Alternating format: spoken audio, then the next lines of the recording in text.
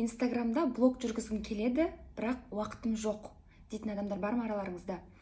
По-любому бар, потому что мен де солай ойлағанмын, уақытым жоқ, ол көп уақыт алады, сторис, пост деген, оның продвижениесі бар, оқырман жинауының барлығы өте ұзақ уақыт алады. Менің уақытым жоқ шығар, тем более мен жұмыс жасаймын, мен сабақ оқимын деген сияқты ойлар менде де болды. И араларыңызда семьясы бар, бала-шағалар бар, баласы, күйеуі, отбасы барлығы бар адамдар бар, и оларда да сондай ой болуы мүмкін. Қазір мен сіздерге уақытым жоқ дейтін адамдарға бір кішкене лайфхактар, кеңестер бергім келеді. Видеоны соңына дейін тыңдап, видео ұнаса лайк, комментарий басып, менің каналыма тіркелуді ұмытпаңыздар. Біріншіден, ана нәрсе айтқым келеді сіздерге. Егер де по щелчку, например, волшебный щелчокпен сразу мен супер блог, табысты блог, продажа, клиент жинағым келеді дейтін болсаңыз, прям сразу ондай нәрсе болмайды Инстаграмда, өкінішке орай. Егер прям барлығы сразу уақытым жоқ, мен асығыспын, Инстаграмда осылай қалайынан істесем болады, чтобы барлығы тез болатындай дейтін адам болсаңыз, сізге блог жүргізудің қажеті жоқ. Өйткені сіздің шыдамыңыз жетпейді, былайша айтқан кезде. Өйткені Инстаграм ол кәдімгі, қазір сіздерге қарапайым мысал келтірейін. Мысалы, біз көктемде картошка егеміз, оның дәндерін егеміз, клубника, неше түрлі огород егеміз, оған егу үшін көп уақыт керек, көп күш жігер керек.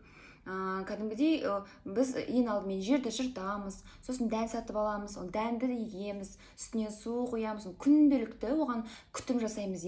Зато біз көктем айында еккен жаңағы картошкамызды күз айында уже дайын күйінде ала аламыз.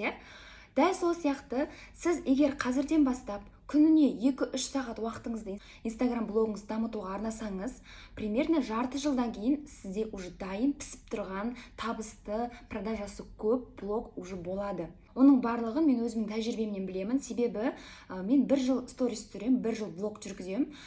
Әр күн сайын менің сторис түсіру өнерім күннен күнге өсіп келе жатыр. Басында мен блог бастаймын деген ойға келдім, курстар өттім, и сол курстың, сол білімнің нәтижесін мен қазір көріп жатырмын. Қазір емес, мен жарты жылда уже көрдім, бірақ маған басында қиын болды. Бастапқы 1-2 ай ең қиын кезең. Өзі саусақты алсаңыздар да, мына бірінші саусақтан екінші саусаққа ауысатын жаңағы период өте ұзақ көріпсіздер ғой. Бұдан секіру өте қиын, жаңа қараңыздар, ступень. Дәл сол сияқты бастапқы кезде по-любому қиын болады. Барлығы оп-оңай, күніне 1 сағатындағына кетіресің деген сияқты адамдарға сенбеңіздер. Бастапқы кезде 1-2 айыңызды блогыңызға кетіресіз. Ең бірінші сіз блогқа жұмыс істейсіз 1-2 ай, потом блог сізге жұмыс істейтін болады. Сондықтан, егер сізде уақытым жоқ, үлгере алмай қалатын сияқтымын деп ойлайтын болсаңыздар, просто сіздерге 1-2 ай шыдау керек болады. 1-2 ай, сіз мысалы жұмыс істейтін болсаңыз, 9-дан 6-ға шейін офиста жұмыс жасайтын қызметкер болсаңыз, сіз посттарды мысалы перерывтарда жазыңыз, немесе үйге келгеннен кейін түнде ұйықтар алдында жазып қойыңыз алдын ала. Сізге четкий контент план керек болады. Bir аптаға мысалы, сториске осындай нәрселерді айтамын, постқа осыны жазамын деген сияқты. И соны алдын аласыз, мысалы автобуста кетіп бара жатсыз, пробкада тұрсыз ба, бір жерде мысалы уақытыңыз бос болып қалды ма, сразу көңіліңізді Инстаграмға бөліңіз. Именно осындай бастапқыда осындай әрекеттер жасайтын болсаңыздар, сіз үлгеруіңіз мүмкін. Мен өзім университетте оқимын, плюс 2 жерде жұмыс жасаймын. Бастапқы кезде маған барлығын біріктіру өте қиын болды, бірақ та мен жұмыста отырған кезде, бір бос уақыт болып қалған кезде, мен пост жаза қоятын и сала салатым сразу. Арасында сториске шығамын, мысалы сториске көп түспейтінмін, бірақ та мүмкіндігінше түсетін, бірақ сол нәрсенің барлығы маған қазір жемісін беріп жатыр. Сондықтан, егер сіздерде блог жүргізуге деген ниеттеріңіз болса, табыс тапқым келеді, өзімнің оқырмандарымды жинағым келеді, жеке брендімді дамытқым келеді, бірақ уақытым жоқ дейтін болсаңыздар, сіздерде ешқашан уақыт болмайды. Поэтому уақытқа сылтауратпай, мен айтқандай 1-2 ай просто попробуйте. 3-4 айында блог сізге жұмыс істейтін болады.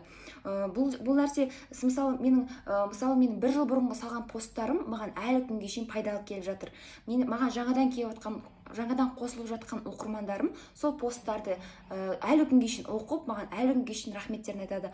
Арай, сондай күшті пост жазғансың деп. Хотя мен ол постты 1 жыл бұрын соңынан бүйтіп жүгіріп жүріп жазған постым болатын.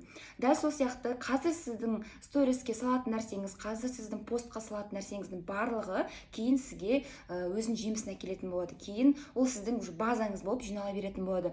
Сондықтан мен ертең бастаймын, 1 айдан кейін бастаймын, келесі жылы бастаймын дейтін болсаңыздар, сіздер артта алып қоюларыңыз мүмкін. Өйткені қазіргі күніне қаншама адамдар блог бастаймын деген ниеттері пайда болып жатыр. Күніне қанша адам қазір курс оқып жатыр, қанша адам тырмысып жатыр да, сіз солардан намного артта қалып қалуыңыз мүмкін. Егер дәл қазір осы видеоны көріп мотивацияларыңыз оянып, блог бастауға деген ниеттеріңіз ашылып жатса, осы видеоның астына комментарийға огонечек жіберіңіздер, оттың смайлигін жіберсеңіздер, мен түсінетін боламын, сіздерге жаңағы өзімнің көмегім тигенін білетін боламын.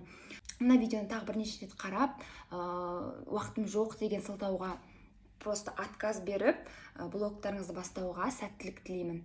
Бұйырса келесі сабақтарда кездескенше.